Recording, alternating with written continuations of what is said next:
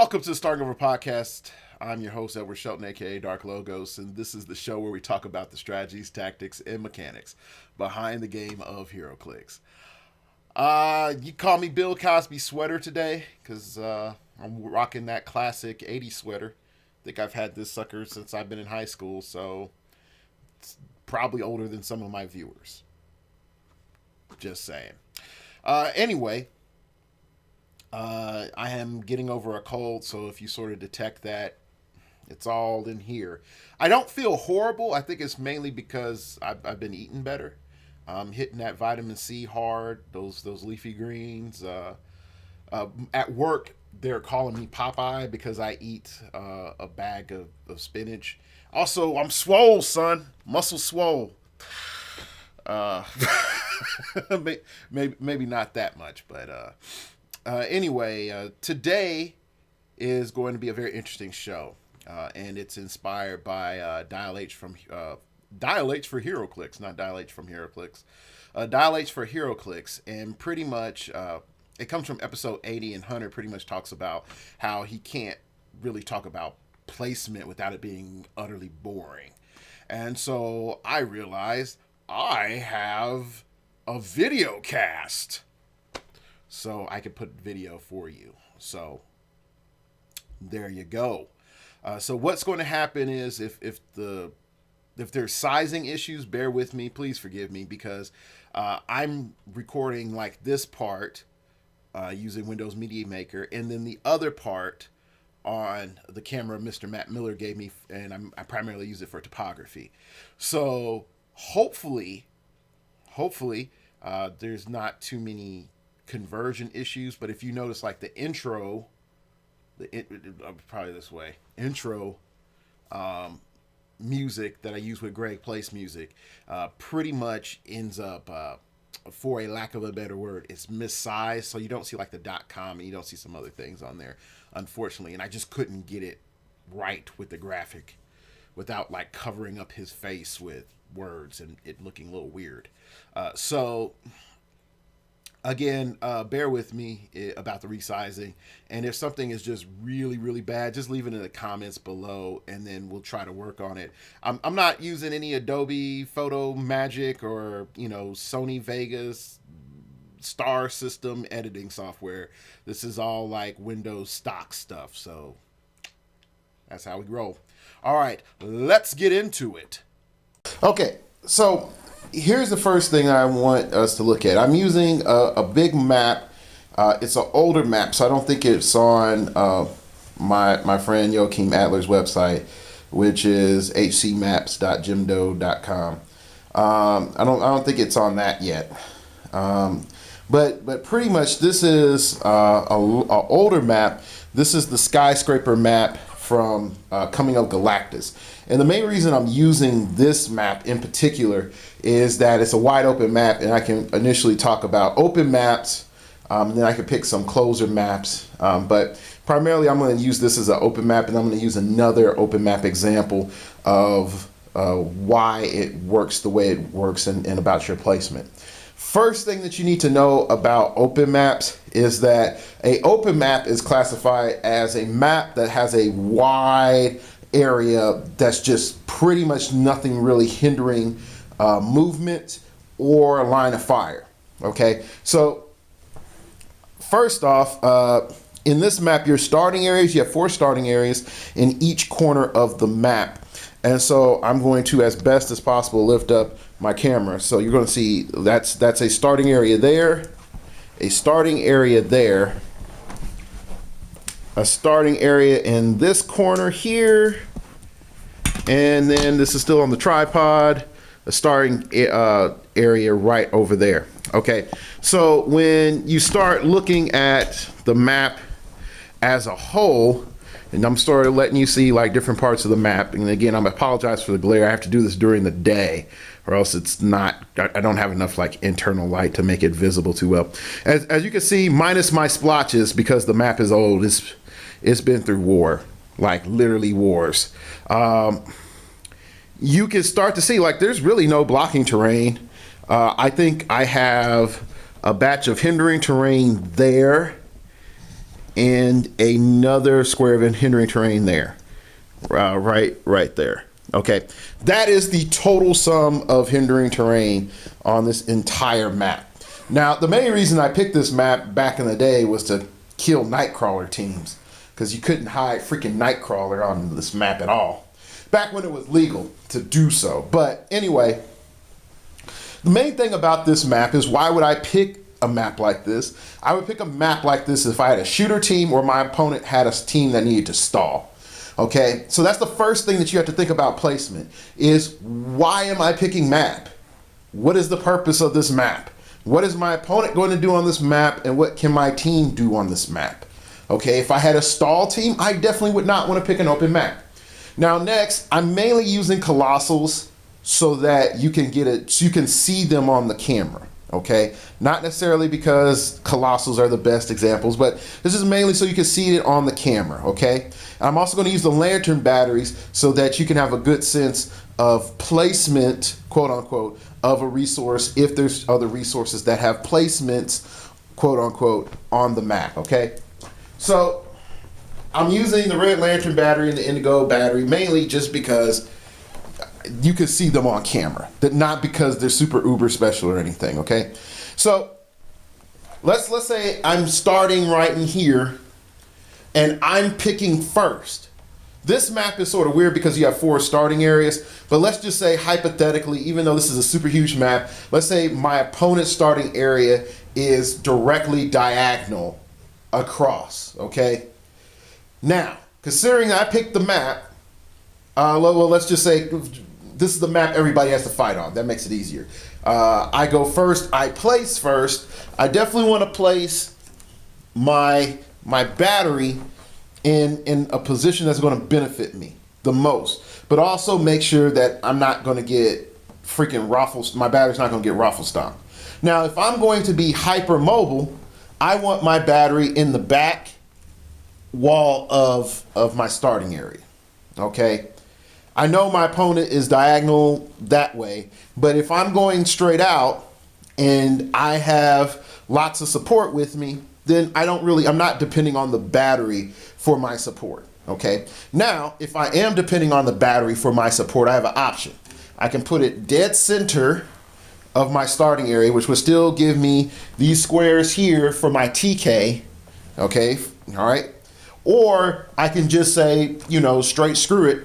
I'm going to put my battery right there. Now, again, I'm just saying about this for resources that utilize, are on the map and can affect the actual field of play. Okay, so there's stuff right there that you can automatically see, like, oh yeah, I'm going to place my lantern there. Now, note, there is risk in placing it, up front.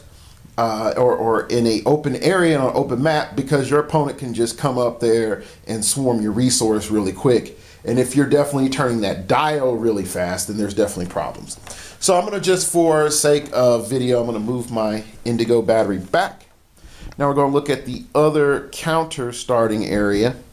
And again, I want you to just think of this from mere placement, is from a reaction standpoint. Okay, I see that my opponent is having their resource in the back.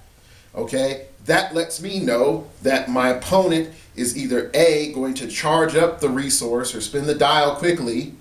So I don't want to, so I really want to either, jump on top of it, at the opportune time, or realize that my opponent is going to play very aggressive. So if I have a aggressive resource, then yeah, right up there in the middle with it, I can be like, bam, I'm going to be more aggressive than my opponent if I can match or exceed their aggressiveness. If I can't match that level of aggression, okay, then I would want to pull back my resource placement, mainly for the fact that I am trying to make sure that my opponent doesn't see my resource as an easy snipe. Definitely if I'm, powering up my power battery, charging up my power battery, that is. Okay. So I know that seems like a little like, hold up, wait, like I'm looking at one perspective depending on what turn I'm on. It's like, yes, if I'm going first, my initial placement of my figures matter. So now I'm going to introduce back to the show Sentinel. This is the classic Sentinel, blasted Wolverine in his hand. And then I'm going to, I don't know if it's the first time, I'm going to introduce Frost Giant. Not Frost Giant champion, but Frost Giant, okay? Now, Frost Giant is in position, and again, we're mainly having them on the map so you can see them. Okay, so Frost Giant is saying, all right, I have to come towards Sentinel. I don't have as great a range. I want to, poison him with my Red Lantern battery. Sentinel's like, I'm trying to hide in stealth. I'm not trying to hide in stealth. I'm trying to make it so you can't draw lines of fire to me. So you can see in this situation that the Indigo battery is in a good position. It's back, okay? It's so that, the Sentinel can just run around and shoot and shoot and shoot, and you're not really trying to use it as support. Now, at the other end, Frost Giant Champion is wanting to get on top of his opponent as soon as possible so he can get that poison in, okay? All right, so let's just look at it. What if I'm looking at this map, the main thing that I'm going to do if I'm going to be aggressive in my placement is that I want to make sure that I am taking, because I have Indomitable, I'm taking a first turn. I'm not moving as far as I can to the middle of the map and then be like, well, next turn, I'm just going to Kamehameha blast everybody. Like, no, that's dumb. That's not smart. What I want to do is I want to move up slightly into an advanced position. Okay, I moves up slightly to an advanced position where I pretty much now create a aura swing effect. Okay, and I'm gonna, for those who don't know the word swing, pretty much the swing is your range plus your running shot or hypersonic speed, and then plus sidestep, because now that's in the game. Before it was just like running shot plus range. Okay, so you also need to count in your opponent's number of perplexes that they have to include it into their swing. Okay, so if they have a base swing of let's say 15. Okay, so they have 8 range and 14 movement or something like that. So then, it's not 14. It would be 15 movement. Hold up, no, it's 14. Sorry, it is 14. 14 movement. So you have 15 swing. Then it's like, oh, wow, okay, I could perplex up my range, and now it's a 16. So you have to keep that in mind, okay?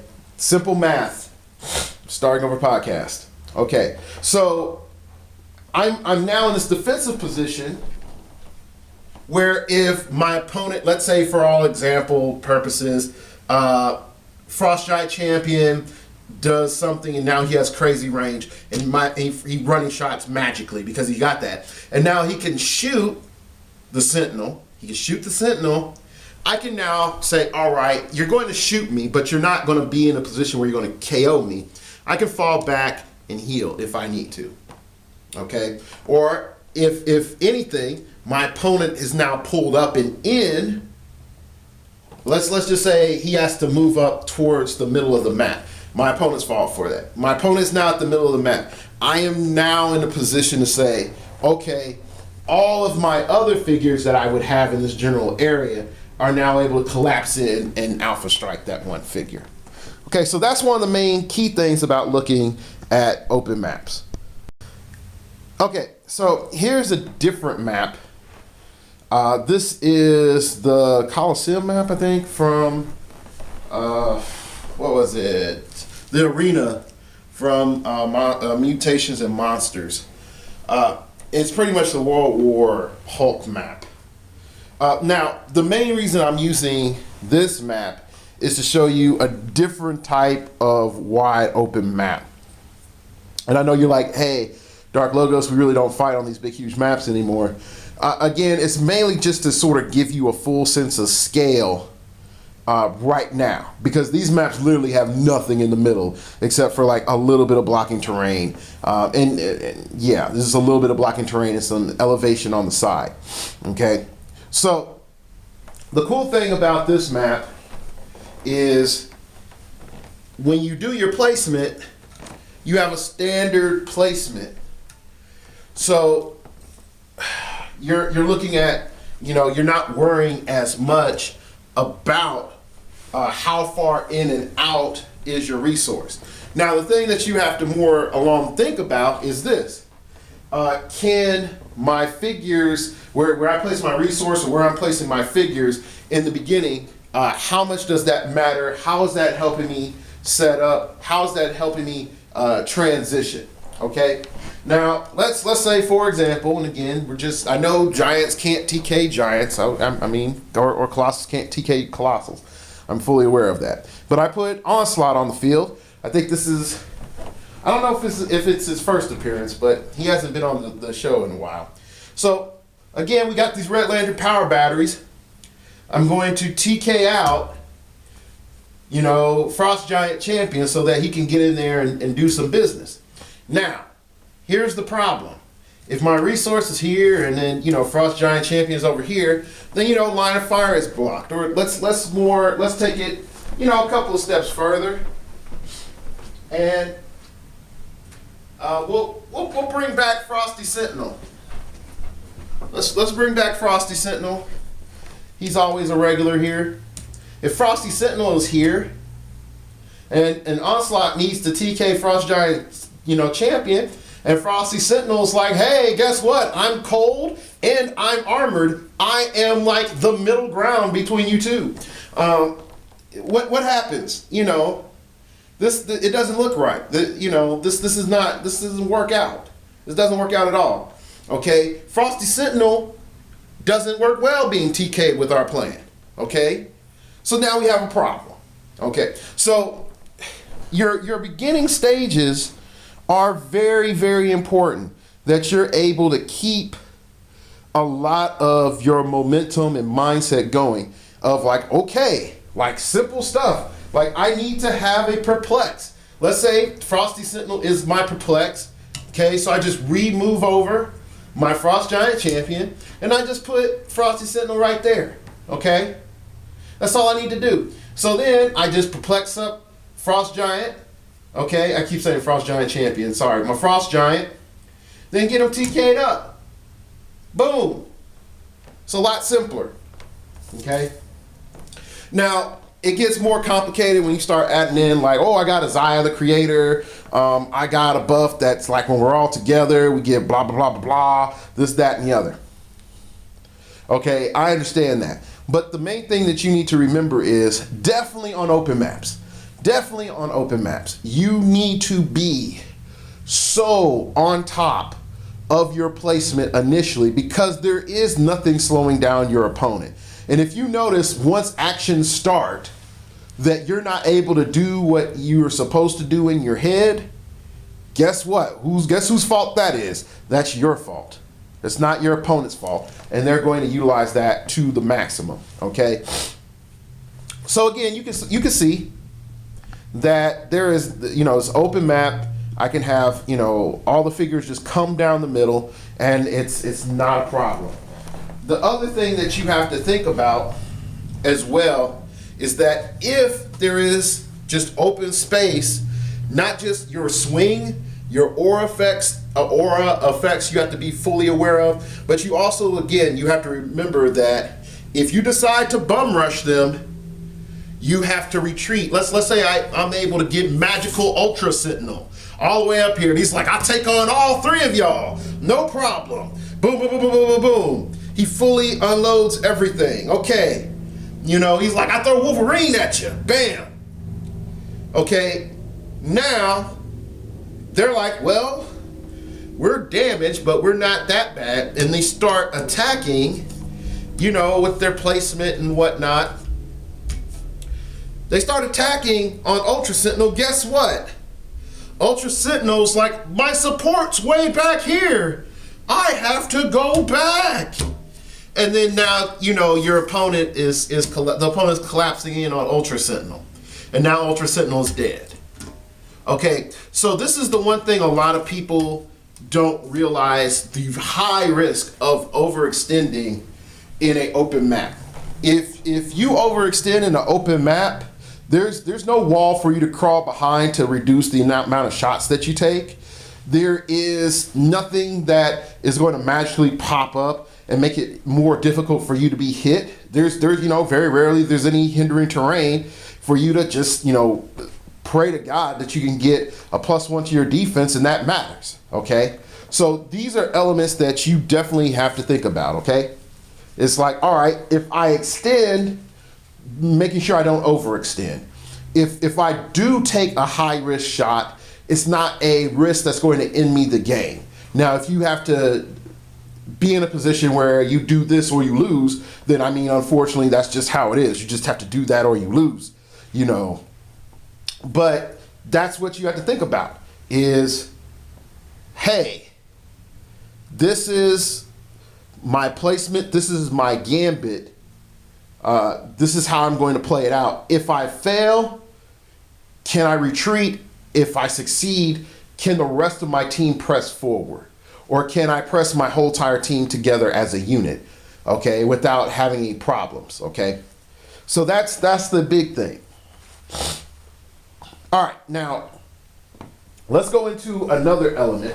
Since I've talked about, positioning and overextending, and I've talked about this on the podcast before, is primarily about tempo, okay? Tempo, okay? So if I come out here and I move, Super Duper Sentinel out, and he moves on his own accord, and he magically has a huge running shot to hit, Onslaught, Frosty Sentinel, and Frost Giant. Guess what? What our major problem is right there. I have one token on Super Duper Sentinel. Okay? I have one token on him. Now, if Onslaught has end cap, and he's just like, well, run a shot end cap, it hits, boom, now I'm stuck. What does that mean for the tempo of the game? Who's controlling the tempo? Now, Onslaught could have done crazy damage to, Super Duper Sentinel. But what's better? Making sure that Super Duper Sentinel isn't going anywhere, and then for like the next, 2 turns, I can have Frosty Sentinel and Frost Giant Champion freaking, whoop his butt really good? Or just doing that damage and then getting shot again by the Sentinel. You see, like, this is the huge thing that you have to think about tempo, is a lot of folks think like, all right, I'm in position, I need to push, or I'm going up there, I need to take an action. Well, maybe not. Okay, that's why I was so big on promoting. You don't just come out there with your first attack. You want to move up slightly so that you are covering an area of threat. That all this area here is threatened just by you moving up slightly. Okay. Now, your opponent can say, all right, I'm going to get on the edge of this threat zone, and now we have this, what I like to call the death zone. The death zone is the zone in which if either opponent crosses, they know shots are fired. Okay? That's what you're looking at. So it's a lot more advanced when you're taking, a full aware of your death zones. On an open map, there's no walls to cut the death zones into weird pieces. Okay? That's a big part. I mean, when you're dealing with a more closed map, you have some problems because you might have a huge swing, but your death zone is not that effective due to the map rules or just due to the walls or whatever. Like ranks, it's really hard for a figure to have a lot of control or creating a death zone that's really large just due to the walls. Unless you have the ability to shoot through walls. Now, if you have the ability to shoot through walls, then yeah, your death zone is huge in comparison to your opponent. You have to look at this as space you can control versus spaces your opponent controls versus space that you both contest. if you master both your space and your space that you contest, then you're in better positioning. Let me clarify that, okay? The death zone is contested space. The space behind the figures, the space behind the figures is each of their territory, which is uncontested, okay?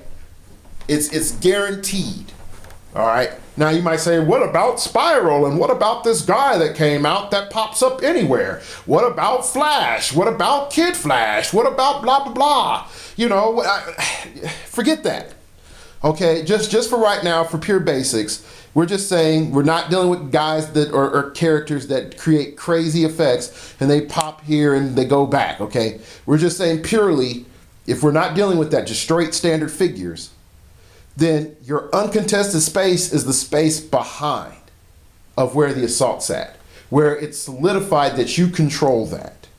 You don't have to worry about your opponent contesting that space, okay? All right, so now we've gotten a really good idea of, you know, basic placement, and we got a good idea of space, contested space, uncontested space, death zones, advancement, extension. Let's move on to the next part.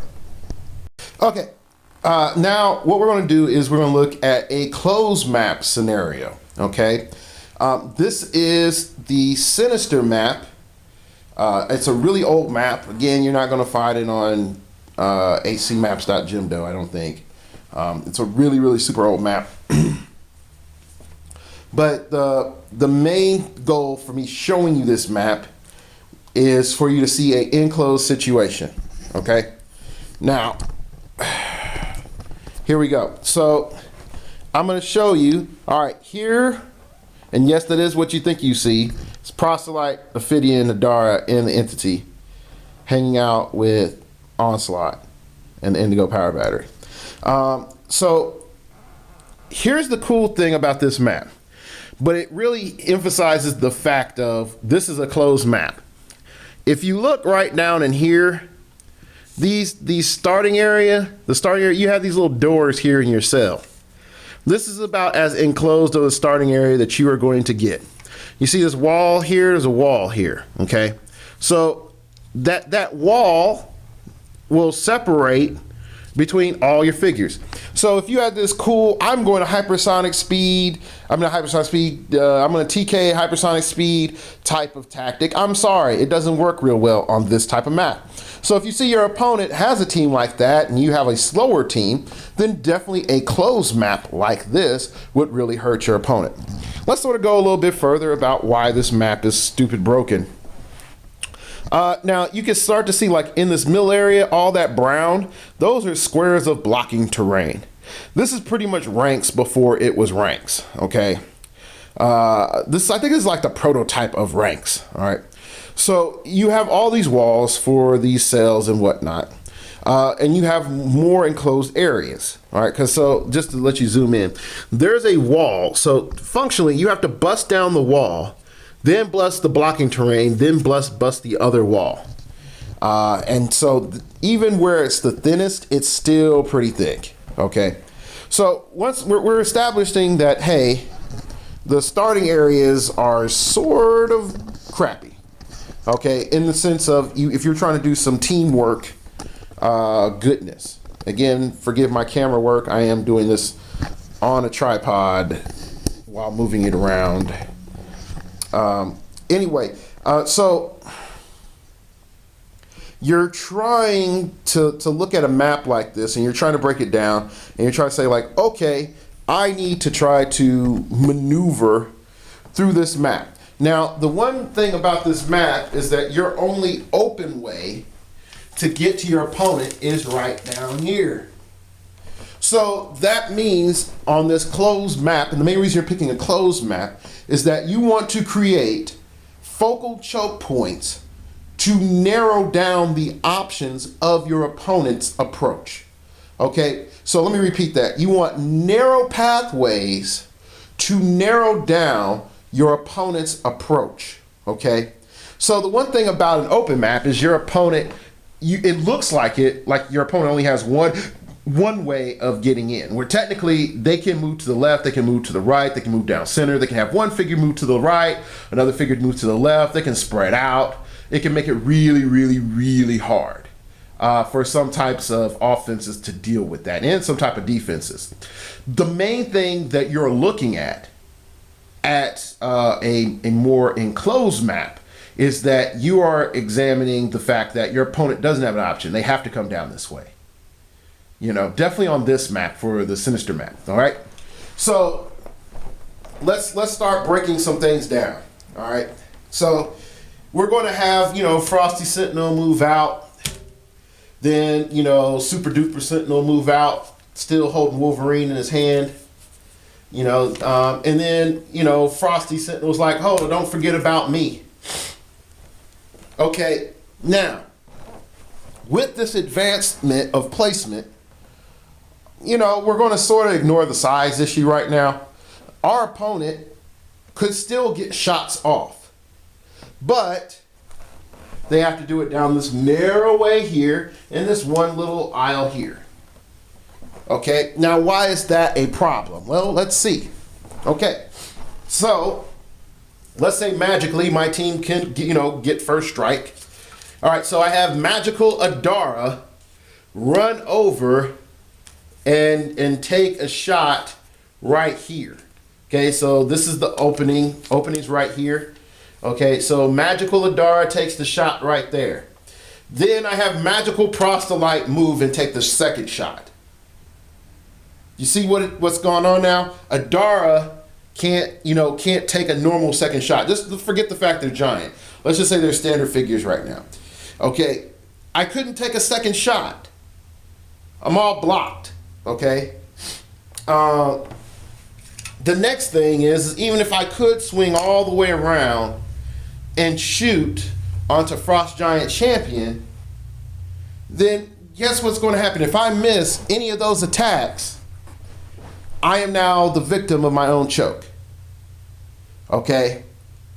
I'm now the victim of my own choke. Because my opponent's like, well, all right, they took 2 shots. I'm lined up. Now I can do shot 1, shot 2, shot 1. Okay? Now, here's the other thing. Let's just pretend for a brief moment that this was an open map. Okay? And this is why I'm really trying to emphasize to you of understanding the importance of your placement. If this whole entire space was open, then it would have went down something like this. Shot 1 on Frosty Sentinel, shot 2 on Frosty Sentinel, shot 3 on Frosty Sentinel, shot 4 on Frosty Sentinel. Frosty Sentinel's dead. Do you see that? Like, that's huge. That's real huge. Even if through the choke point mechanism, if I'm able to just be like bloop bloop, just shooting in, just bloop shooting in, and I'm able to KO Frosty Sentinel in an open map situation. And again, I know none of these figures move that far, but we're just doing it for example's sake. You can see that would mean that if I'm up that far, my opponent's death range is huge.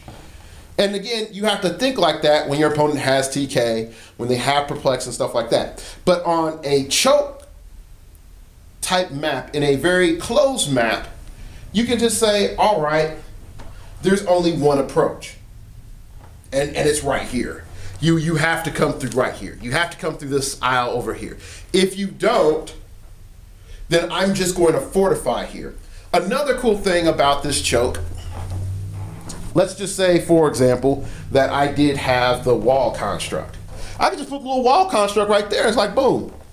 Now you can't shoot me and I can gradually move in slowly. And if you do try to shoot me, you have to spend 1 action on a wall.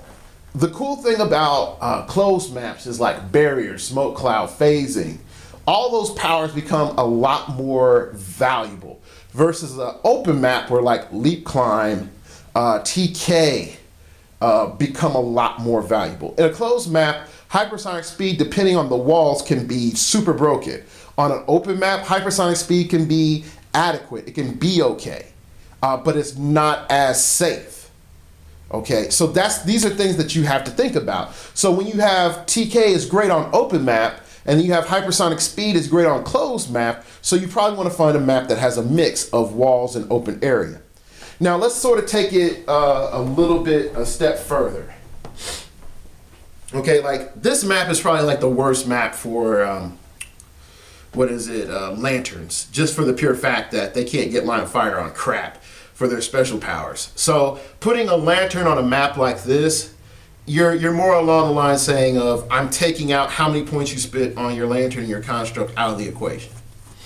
Okay, so let's sort of say, for example, I've got the Sentinel and Frosty Sentinel, and I got Frost Giant and Ultra Duper Super Duper Sentinel all in this area here. Okay, and they decided, all right, you're not coming to us. We're going to make a stand in here. You're either going to chisel through all these walls to get to Frosty Sentinel, to Frost Giant, or you're going to come around. But now I've really funneled it down to one choke. I'm glad maps nowadays aren't this bad. Usually maps nowadays have 2 points, but this map was really, really bad. I think like Steve learned a lot from making this map of how it was used in the meta. It was ridiculous. So now, what do we see? What's the only way of approach? You have to come through here. That's ridiculous. Okay, so what does this do now? This makes it so that your crazy cool range is pointless because I've narrowed down the choke. Okay, I've super narrowed down the choke. Not only is your crazy range pointless, now my melee power is stronger than your range power. My melee power is stronger than your range power, and here's why. The one cool thing about heroclix is that you pay points for your range in your point design. Okay, for every sort of scaling of range, you can add on a good amount of points. There are figures that are like 150 points that are really deep with no range versus 150 points at their moderate length, like 5 to 6 clicks, and having long range. Okay, like an 8, 9, 10.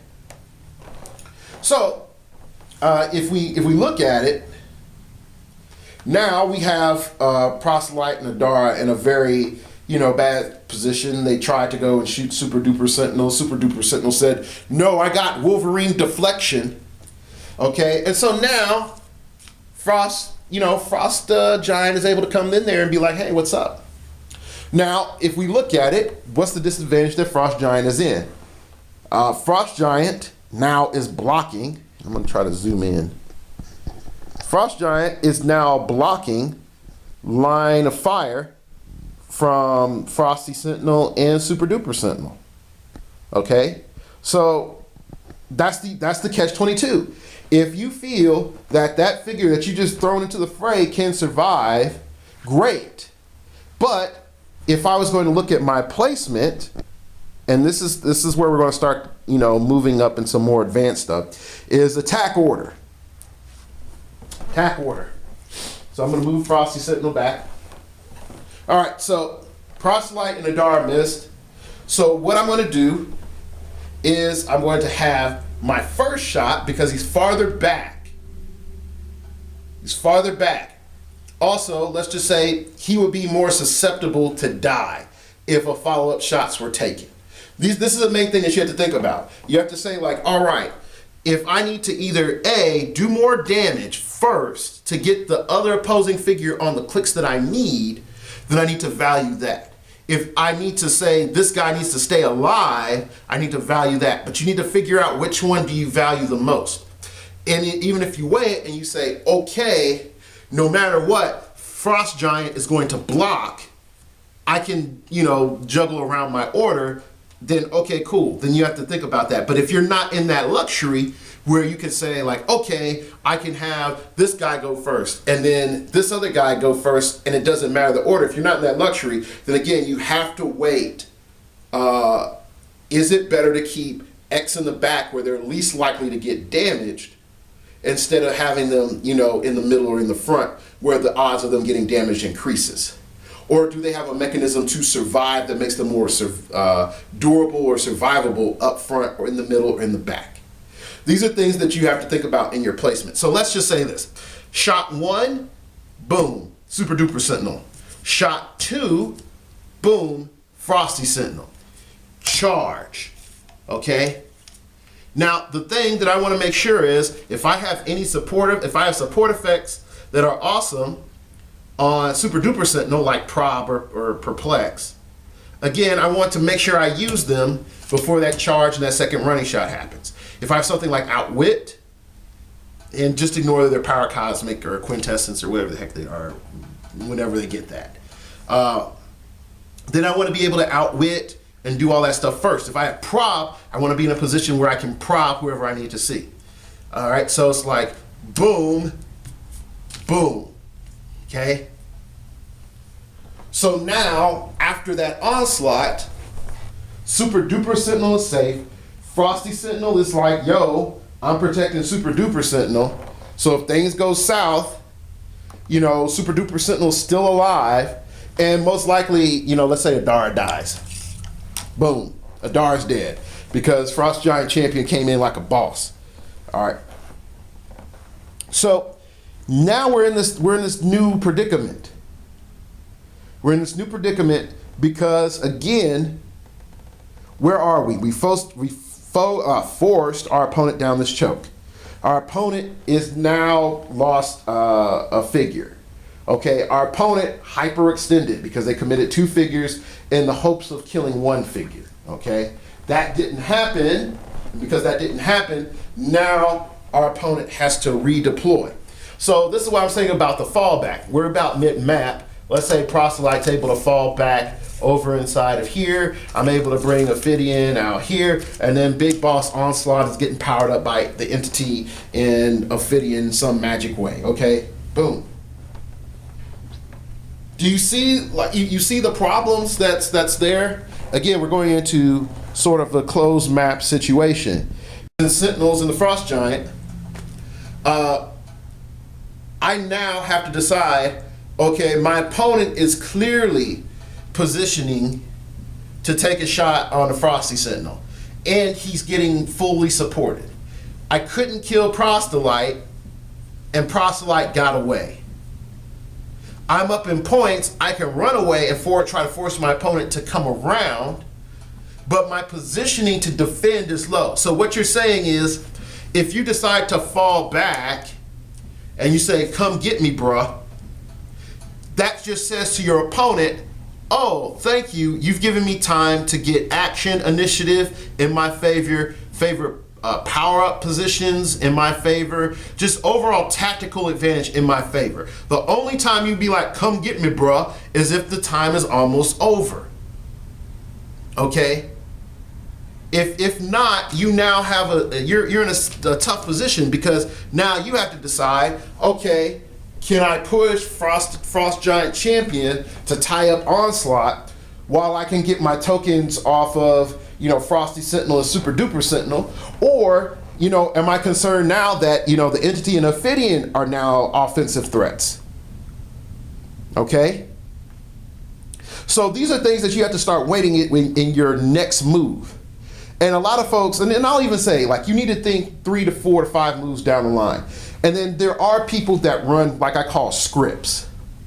And I'm going to get into scripts real briefly, and I might get into scripts in another show. I'll tell you this, I'll get into scripts in depth if I get 5 emails asking about scripts. If not, I'm just going to bypass it right now, but I'm going to give you the general detail of scripts. Scripts are, you know, you're going to play on X, Y, Z, and B map. Okay, you know you're going to play on these maps. You know, due to the figures that you've picked, that the amount of options that your opponent has is very limited. And if they do A, you do D. If they do C, you do K. If they do X.1, you already have T.35 already lined up. Okay, those are scripts. You don't necessarily are thinking about what you're doing. You know what you're going to do when this happens. Scripts mainly happen after a lot of play testing. Scripts, you find scripts on like high level worlds team. Like I would say, watch Patrick's championship game for HeroClix. I think it's on Glass Cabinet Films. Check them out. They're on YouTube, of course. You should know that. But that's a prime example of a script in place. Patrick knew, like, I picked this map, I'm going to do this on this map, I'm going to do this other thing on this map, boom. There's nothing my opponent can do. By the time they spend time trying to whittle down my resource, I'm already, jumping on them. Okay? So now, like I said, going back to this battle here, I have to make a decision. Now, you might say, like, well, what's the biggest, best decision in this situation? Considering that I'm just sort of making things up on the fly on powers, just on placement alone, I would say this. Let's say I have 2 tokens on Super Duper Sentinel, 1 token on my Frosty Sentinel, and 1 token on my Frost Giant Sentinel. I think it would probably be best to just say, all right, these guys I know just moved up in here this turn. Proselytes push, these have 1 token. If they go in on Frost Giant, they're going to have 2. Okay? So they don't want to be in that type of position where, Frosty Sentinel just comes around and then Super Duper Sentinel comes around, then Onslaught's gone. They don't want that. So what you're going to look at is like, okay, where's a safe place to retreat where I can draw in my opponent a little bit more so I can try to recalibrate without having, a lot of problems, okay? So if I see that, first things first, where's establishing? Okay, can my opponent get to Frosty Sentinel? No, then he doesn't have to move. Can my opponent get to Frost Giant Sentinel? Yes, he has to move, okay? So move Frost Giant Sentinel back into the cubby hole. Clear Frost Sentinel and Super Duper Sentinel. Now my opponent has a token on Ophidian, token on Entity, and a token on Onslaught. If my opponent decides, okay, I can't get to Frost Giant and I can't get to Frosty Sentinel, what does he have to do now? He has to clear, because here's the thing. If he's like, boom, boom, boom, we still got all those buff effects going on, okay? Onslaught has 2 tokens, and yes, I'm ignoring the fact that they're Colossal and Colossal pushing. I'm just saying this and again, like I said before, I'm picking these figures just mainly so you can see them. Okay, so boom, I'm there. Now I have 2 tokens and I have to push. I have 2 tokens, I've pushed, or I've Indomitable, but I have 2 tokens, I'm stuck. What that says to me is, Frosty Sentinel, attack. Super Duper Sentinel, attack. Okay, next turn, cleared. Super Duper Sentinel, attack. Frost Giant, charge. Boom. You see that problem there? So I have 1 attack, 2 attacks, nothing. 1 attack, 2 attacks. So I've got 4 attacks off. Just 4 attacks. Just by making that silly decision to approach. So again, if it's to draw you in, you have to set up in another position that says to your opponent, like, all right, come on, come for me. So I'm behind this wall, and if Frost Giant comes in, it's going to just be Frost Giant. If the angles are really weird, and Frost Giant ends up here, tries to hit Onslaught, and then look, Frosty Sentinel has to come here to try to get a shot. Who can't get a shot? Super Duper Sentinel. Now I have 3 figures on 1. See? Onslaught, Ophidian, and Entity, all on Frost Giant. So the odds of clumping are really in my favor. All right, now let's just say I did a charge like that instead, I shot and then I charged right here. All right, cool. They got 2 shots off on Onslaught, but now I'm in a position where I'm like, okay, boom, power-ups, whatever. Now it's a one-on-one engagement. Frosty Sentinel can't do anything else in this engagement. His line of fire is blocked. Okay? So I could then say, like, all right, cool, put these guys over here, running shot, blow up a wall, boom. I blow up a wall, Entity, come in, boom, hit. Guess what? I'm back on 3-on-1 again. So these are a lot of things that like the average player isn't thinking about in their placement, in their play style, is how am I utilizing this blocking terrain? How am I utilizing this elevated terrain? How am I narrowing my opponent's inputs and outputs and their escape routes and all this other cool stuff that's going on? It's always thinking like, oh, it's this one-on-one engagement, and then once he shoots, this other guy, he attacks this other guy. It's like, no, it's burst fire. It's straight burst fire. You say, all right, I either need to cripple you or have you on this click where you don't hurt me and you're inert, or I need to have you off the map. That is your mindset that you're going in. Is I'm making a figure inert or I'm taking that figure off the map. And at the end of the exchange, my placement, my tokens, my everything is in my advantage. My placement, my tokens, my everything is in my advantage. Now, does that always work out? No, I'm not delusional, okay? I know that. It doesn't always work out like that. But if you're aware of it, it's more likely to happen than not happen, okay? All right, so we're done with this map, and we're gonna move on to another map.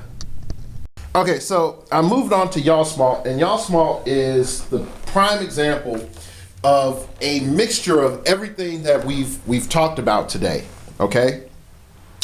The main reason I'm saying that is it is an open map with restriction points and hindrances to your opponent. So you, depending on your team, it can be a very swift game, it can be a very frustrating game, it can be a very, long game. All depending, on your placement, on how you handle the map, and what's your plans, okay? Now, with that being said, let's sort of jump into it, okay? Now, Yawsmalt has a couple of important elements just primarily for us to talk about as we start. There's blocking terrain right here on this wall on the edge of the map, right over here. And I think I did a topography on Yawsmalt, I think I did. I'm a little tired, so I can't really fully remember right now. But pretty much, you can see, like with that blocking terrain, if you have an effect, say, like Terrax. It's like, if I'm by blocking terrain, I get to do blah. And I get, more damage and more attack or whatever else, okay? We also have elevated terrain near the starting areas, but also in the middle of the map, which can sort of solidify this artificial barrier that's going on the map in between you and your opponent. We have the water that separates you and your opponent, separating the blood, representing the blood that will be spilled by your enemies. So think about that. Also, we do have hindering terrain, but we don't have a lot of it. So if we have an effect that utilizes hindering terrain, then this might not be the best map for us, but it does emphasize this idea of, like I said before, an open map. Okay, we have choke points in movement, so it has elements of a closed map. All right, so let's get our fake battle started. I'd like to welcome back to the cast classic OG Sentinel, the granddaddy Sentinel. He's like, it's been a long time. I shouldn't have left you without some Sentinels to protect you. So let's go with it. All right. So first off, and again, like I said, they're all mainly just talking about it for size, so you can see them on the map. The first thing that we're going to look at is if we're on the Super Duper Sentinel team, we're going to look at our elements and we're like, okay, we can deploy and we can hide behind here and set up behind this wall. I mean, sorry, behind this elevated. Okay, let's just, say they all fly. So we're not worried about the map. We can advance up a little greedily without, much concern. We have a natural barrier, okay? So that's the first thing. You're like, oh, okay, natural barrier, that's awesome. All right. Now, Team Psychic Powers is like, well, we're a lot more range based, so we want our opponent to sort of come into us or come towards us, so we can start making placements on this elevated terrain.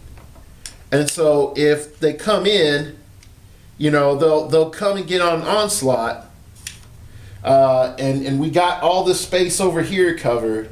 But if they come in on onslaught, then that's fine. But they'll have to go on elevation 2 to get the entities, because we're going to leave this space right here open so that they can't just get running shotted.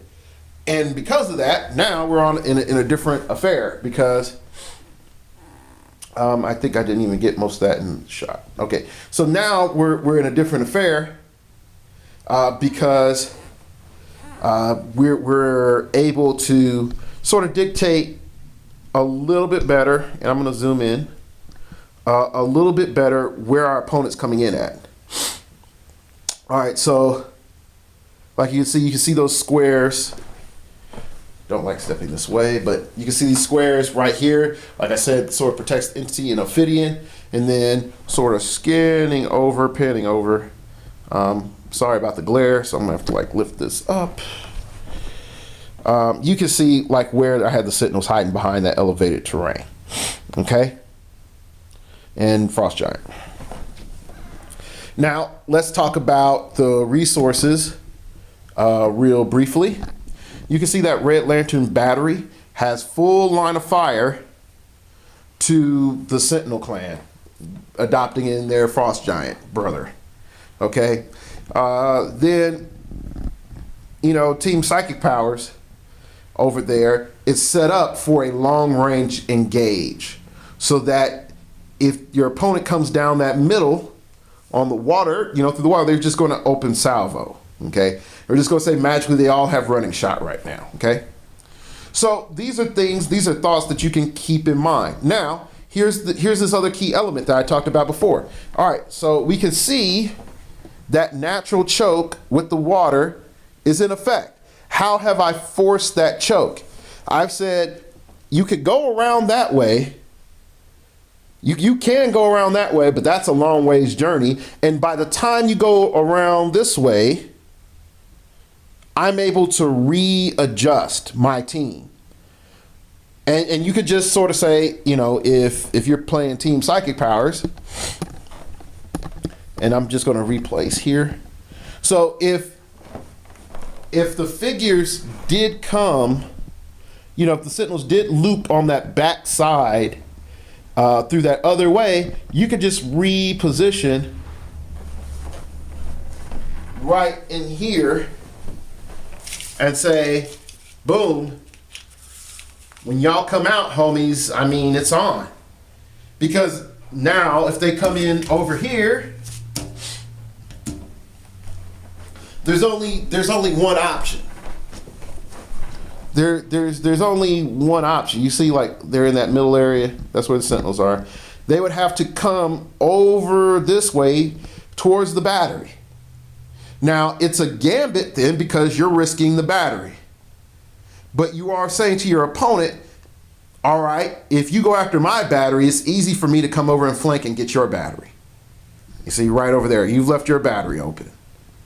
You see, and here's the cool thing. So if I replaced It said boom, boom, boom, something like that. All right, I'm eating in on towards your battery. You're coming in on mine, but I'm also able to, maybe get a shot in on Frost Giant over there. So that's my repositioning. They're all hidden behind Onslaught. That was probably not the best camera work on my part, but you can start to see, like, if you're moving around, that square blocking. What is that square block? I mean, the square elevated and blocking. What is that really saying to your opponent? This is our artificial barrier between you and I. And when I determine it, I can either make that barrier go away, or I can make that barrier, be the most important thing in the game. Okay? So that's something, for you to think about. Definitely when you're looking at your more complex movements and your more complex placements. Okay, so I really hope that some of the video that I shot was useful for you, mainly so that you can start to see some things. I know, again, my camera work is not the best. I know, I apologize, but hopefully you can see enough of the map to understand. One of the main key concepts that you really need to think about in placement is your team and relativity to the map, and relativity to how you're able to impact tempo of your opponent's team. And then more on the tail end, once the game is being played, what you need to be thinking about is, how many tokens are in effect on my figures. Can I push? Am I willing to push? Will pushing put me in a bad position? Will pushing ensure that I take one for them taking 5 and me, them losing a figure and me staying on the field? Am I able to fall back? Am I able to press forward? Am I able to chase? Is chasing a good thing or a bad thing? Okay. To quote General Akbar, it's a trap. Is this a trap or not? So these are things that you have to think about. Can I survive the ambush? Is the ambush worth, enduring? Because if my opponent fails, then they're completely exhausted. So there's these things. There's these things that we have to keep in mind with our placement. Placement isn't just, I put a figure there, and I put another figure there, and then we move all towards the middle, and we have this general, like, slugfest fight, like in the comic books. And there's reason why that happens in the comic books, primarily just for an artistic standpoint, not necessarily a tactical standpoint. If you ever watch any documentaries on wars or people showing, like, battles going on, you never just see a bunch of guys just like blah, blah, blah, blah, blah. You don't see that. Okay, you see people taking shots, running away, breaching buildings, retreating, covering walls, stuff like that. They're not, for lack of a better word, they're not doing this in a haphazard way. It's very methodical. There's a lot of placement. There's a lot of carefulness that's going on. So I hope that this helps. I know this isn't the most thorough way, but I do think that this definitely, if you're on that beginner to intermediate level of placement, that this could help you out a lot. All right, that's today's show. I'm really tired. That recording actually took a lot out of me. So, and I still got to edit, but while I'm talking to you. So yeah. So thank you for listening. You can follow me on Twitter at StartOverPod. It came from outer space and told me, man, we don't have the cure for the common cold out here. You can check my random musings out there. You can find out when the show's going up. And other cool stuff, random giveaways if I do it. You can also email me at startingoverpodcast@gmail.com. That's startingoverpodcast@gmail.com if you wish to opine. Keep it piffy, keep it interesting, keep it awesome, baby. Tell me what you think about, I think it's, daggone it, what is it, like Nick Fury and Agents of S.H.I.E.L.D.? Tell me what you think about that. Yeah. And last but not least, you can check out the blog. You can find your buy list for your sets on there, and some interesting stuff. I need to write something. So, if you want to buy my services, either play a game, just straight game, no commentary or anything like that, it's $5. If you want to help me build a team for you and go step by step, or just teach you how to be a better player one-on-one basis, it's $15 an hour. You can go to the website starting over at podcast.blogspot.com and boom, purchase an hour of my time. And trust me, from those that have utilized my skills in the past, they have performed really well. Because I'll tell you the truth. If you're going to a rock, I have helped a few people that have broken into top 16 in rocks. I have also helped people win lots of end of campaign prizes, like your huge Necrons and your Cyclops, your Phoenix Cyclops and stuff like that. So, or even just a local tournament where they're just like, I need to beat this guy. I just need to beat this guy.